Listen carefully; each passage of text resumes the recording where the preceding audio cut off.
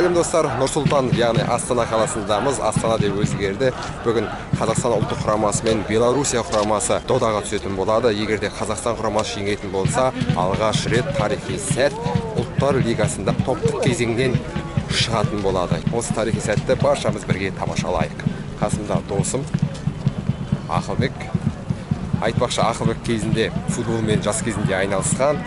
Атыраудың жастар құрамасында және Ақтөбе қаласының жастар құрамасында футбол ойнағанда күн. Әрине. Енді біздің қазақта айтады ғой, аузы қисық болса да байдың баласы сөйлесін дейді. Ол кезде еді футболға кірігіп кету өте қиын болған. Кілең байдың балдары ойнаған. Қазір енді жағдай түзеліп келе жатыр. Өздеріңіз көріп келе жатқандай Абат Айымбетов керемет жастармен өсіп келе жатыр. Халық Астана аренаның алдында өте көп, қараңыздар.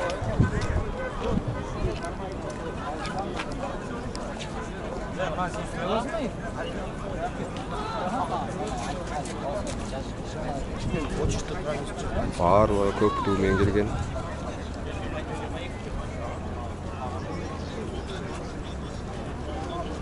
Жайлап халық жиналып жатыр. Қолдарында көк туымыз желбіреп. Барлығы бүгін бір жеңіске деген құлшыныспен келген.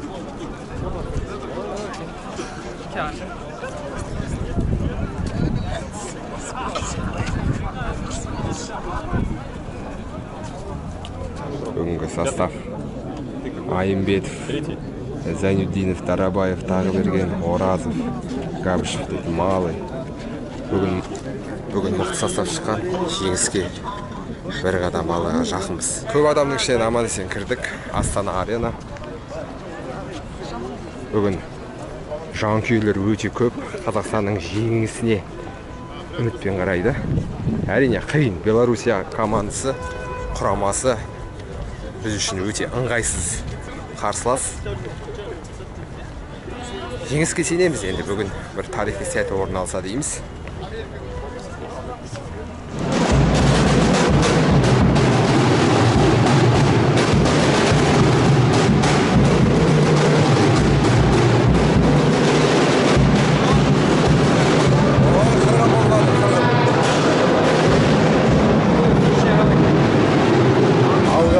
Деген осындай керемет фото сурет.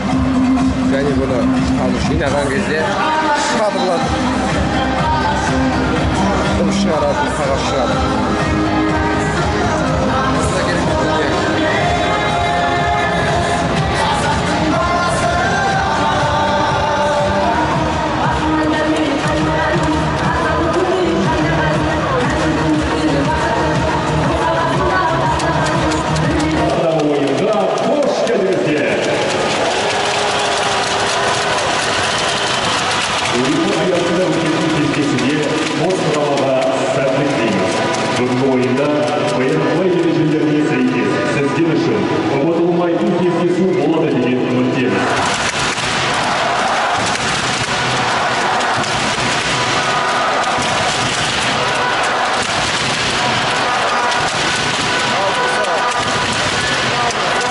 Бүгін кешке барлық билетті сатылып кеткен, бірақ біздің қазақ кешікпесе қазақ боламы? Тойға да кешігіп барады, футболный матчқа да кешігіп келеді. Қазір екінші таймда барлық стадион лық толады.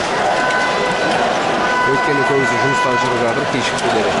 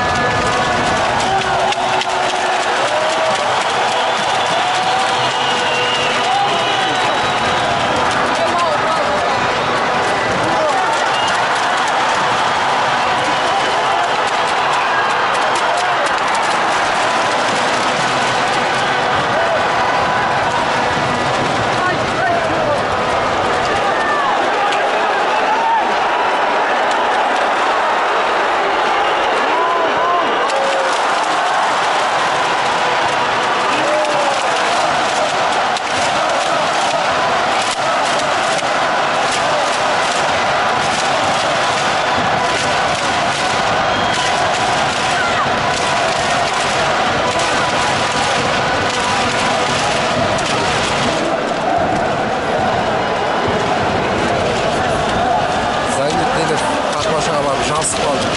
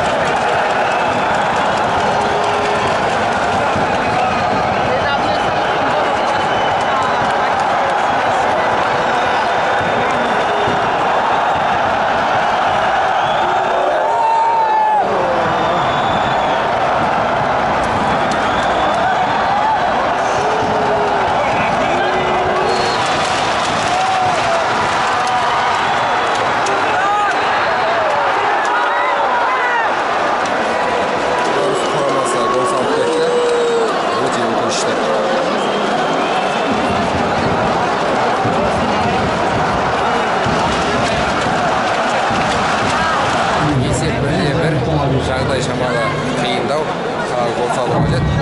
Қазақстан құрама 2-1 или 3-1 болады.